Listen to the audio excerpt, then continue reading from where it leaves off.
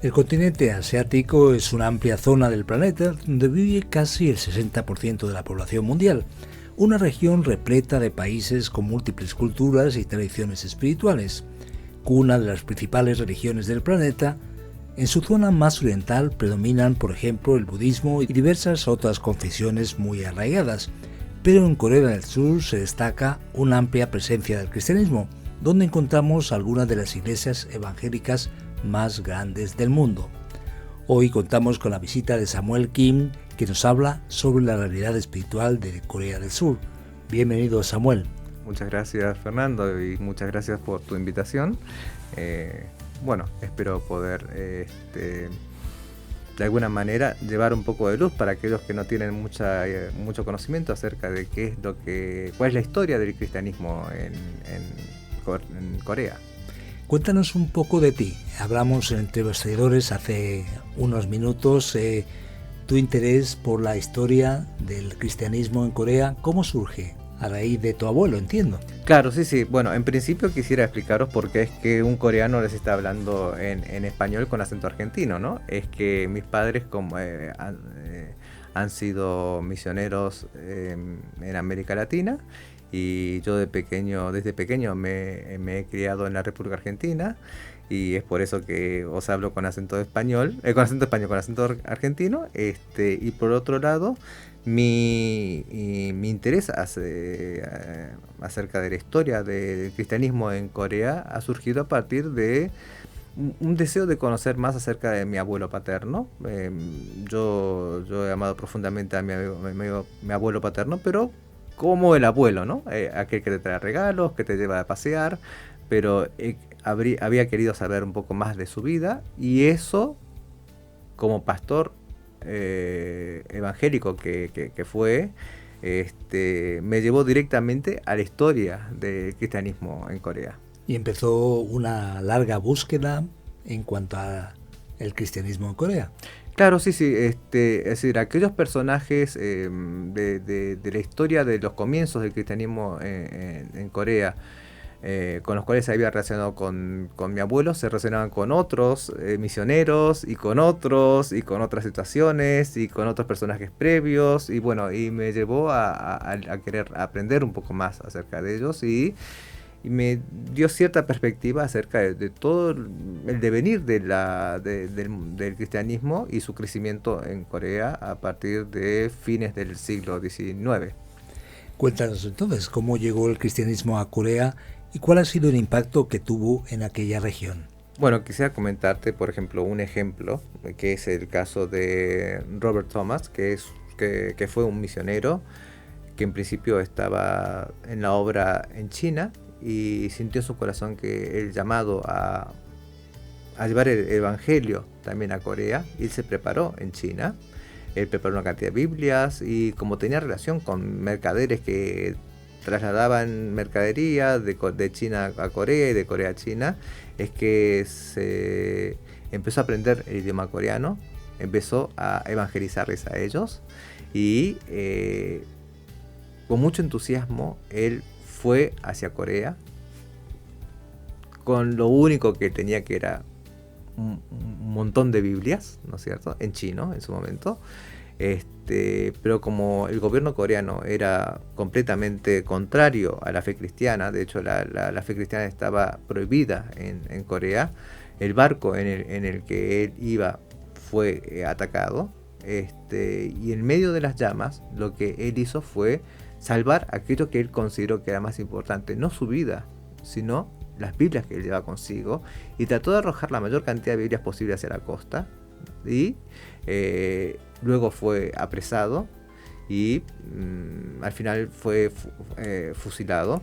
Pero aquellas Biblias que él había arrojado a la costa fueron tomadas por gente de la zona, y esas Biblias fueron leídas, y a través del Espíritu Santo, esta gente que no tenía ni idea de lo que era el cristianismo aceptó al Señor a través de la lectura de la Biblia.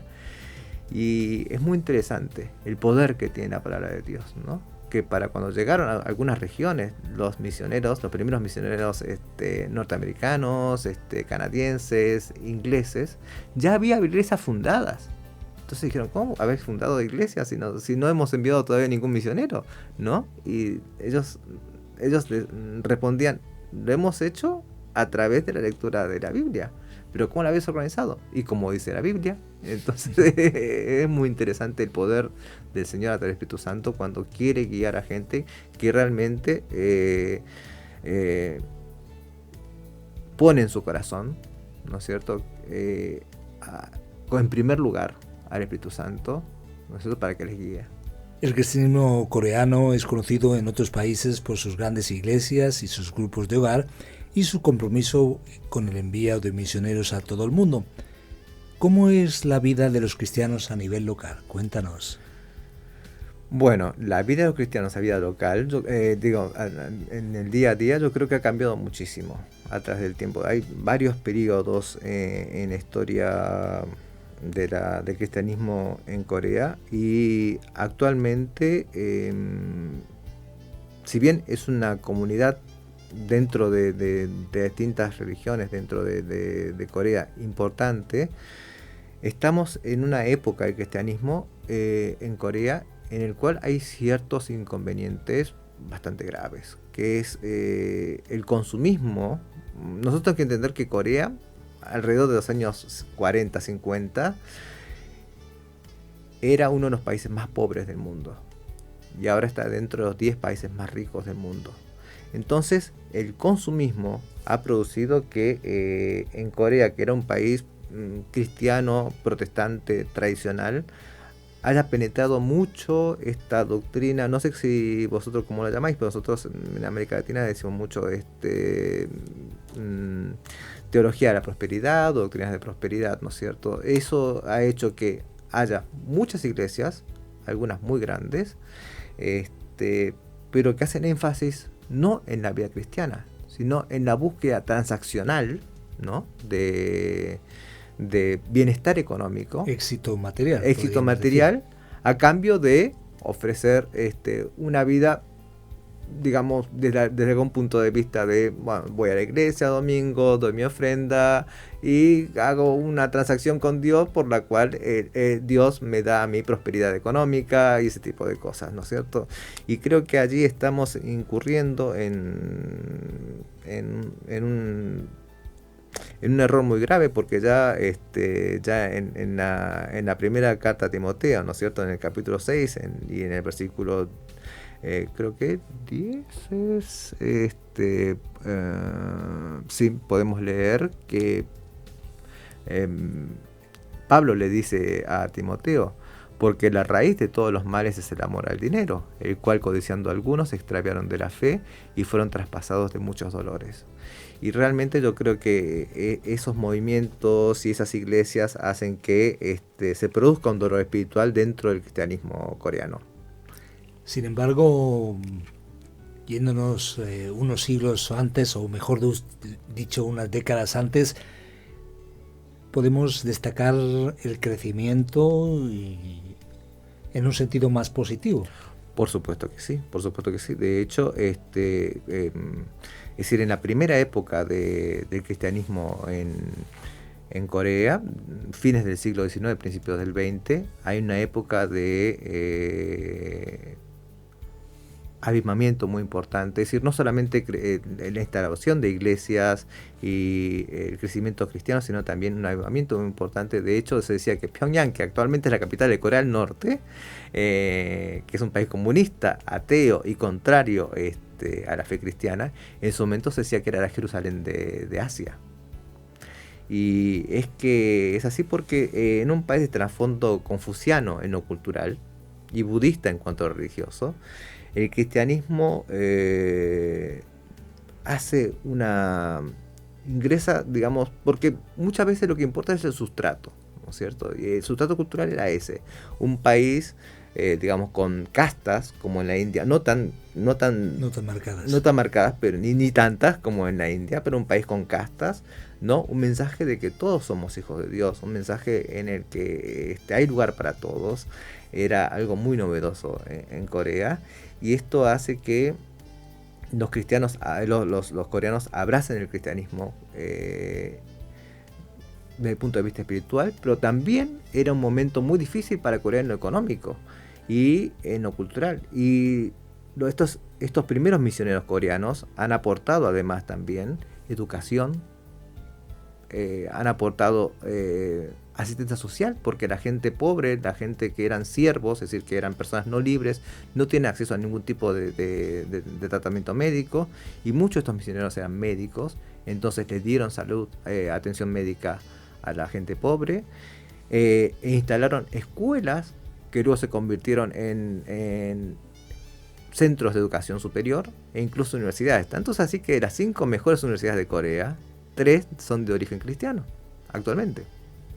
Interesante hablar con Samuel Kim, y pensamos en Corea del Sur, pero no podemos dejar de pensar en Corea del Norte, el país más hermético del mundo, donde el cristianismo es perseguido hasta las últimas consecuencias. ¿Qué se sabe sobre la difusión de la fe cristiana en el norte de Corea? Bueno, es claramente Corea del Norte es el país, ¿no es cierto?, que persigue más a los cristianos en todo el mundo, y esto se debe a que mucha gente no lo sabe, pero la política norcoreana no es una política comunista como tal. De hecho, sí, comenzó como una política comunista, pero en realidad en este momento la política coreana se ha convertido en una teocracia que pone al líder supremo, en este caso Kim Jong-un actualmente, ¿no es cierto?, que es el nieto del fundador de toda esta dinastía de líderes dictatoriales en Corea del Norte, como una especie de dios. Entonces es que no hay cabida en Corea del Norte para otro dios desde la perspectiva de gobierno. Sin embargo, la iglesia cristiana en Corea, en toda la península, tanto en el sur como en el norte, históricamente creció ante la adversidad. Y si bien, por supuesto, por razones muy claras, no se puede saber el número exacto de cristianos, se sospecha que hay cerca de 500.000 de cristianos, por supuesto todos clandestinos, en Corea del Norte. Y yo en mi corazón pienso que muchos más. Lo que sucede es que tener una Biblia consigo, o hacer una confesión de fe en Corea del Norte es una sentencia de muerte, o por lo menos de ir a un campo de concentración, y no solamente uno, sino toda la familia. Afecta a toda la familia. Sí, sí, sí. Hablamos con Samuel Kim. ¿Qué lecciones podemos aprender sobre la historia y el desarrollo del cristianismo en Corea? Aquella historia que te llevó a saber el origen y los datos sobre tu abuelo. Bueno, podemos aprender, porque hay muchas situaciones, ¿no es cierto? Pero muchos pensamos la obra misionera como si fuese, digamos, cuando una empresa, por ejemplo, ¿no?, una compañía comercial busca abrir un nuevo mercado, ¿no es cierto? Uno dice, bueno, nosotros tenemos que ver cuál es la cultura, cuáles son los requisitos financieros, cómo va a ser la logística, cómo va a ser la planificación. En Corea eso no existió. Fue el Espíritu Santo que intervino directamente tanto en los misioneros como aquellas personas que aceptaron al Señor, y yo creo que por supuesto nosotros los seres humanos y también los cristianos tendemos a hacer planes y a procurar los medios, ¿no es cierto?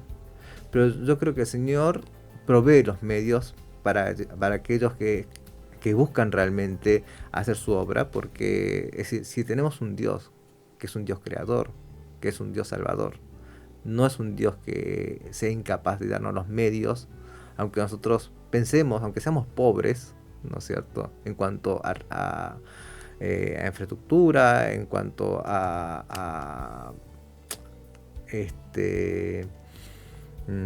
cantidad de obreros, es que el Señor puede proveerlo todo si nosotros le pedimos al Señor en oración. Y se ha visto en la historia de Corea, especialmente al principio, ¿no es cierto?, de la historia del cristianismo, es que es increíble cómo el Señor, a través del Espíritu Santo, ha intervenido, ¿no es cierto?, en el crecimiento de la iglesia. Imagínate que, por ejemplo, cerca del año 1885, había cerca de 85, 90, había cerca de 3.500 cristianos contabilizados, y en 1910 había más de 150.000 cristianos contabilizados. Y para considerarte cristiano en aquella época, tú tenías que hacer tu confesión de fe. Para aquellos que no lo sepan, confesión de fe es declarar públicamente que uno ha aceptado al Señor Jesucristo como su Salvador, esperar 1 o 2 años estudiando la Biblia, y una vez que hayas estudiado esos 2 años y que tus líderes hayan visto que hay un cambio, ¿no es cierto?, en tu vida personal, podías ser bautizado. Entonces allí en ese momento podías ser contabilizado como cristiano, ¿no es cierto?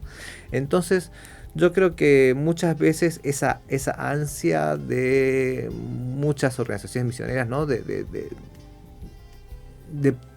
producir en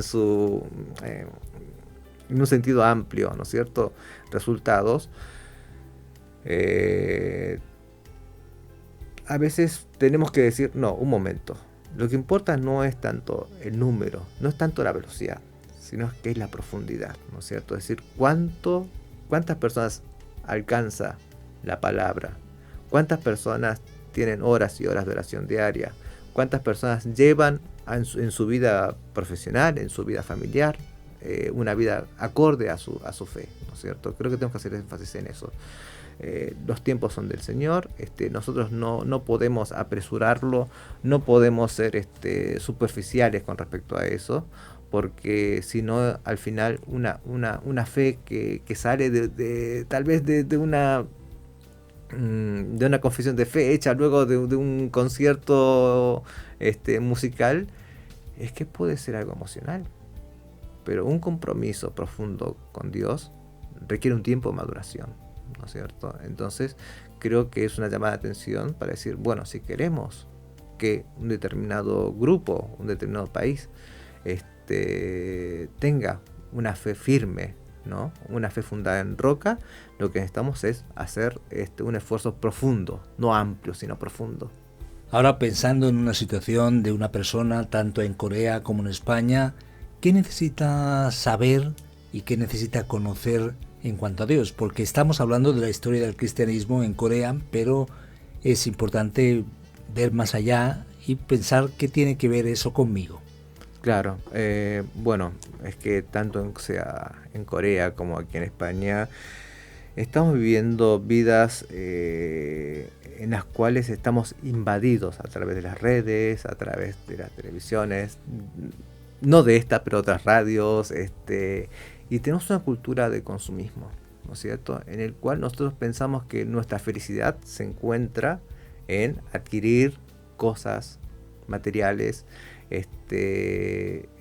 y trabajar en ello. Entonces ponemos toda nuestra energía en esto.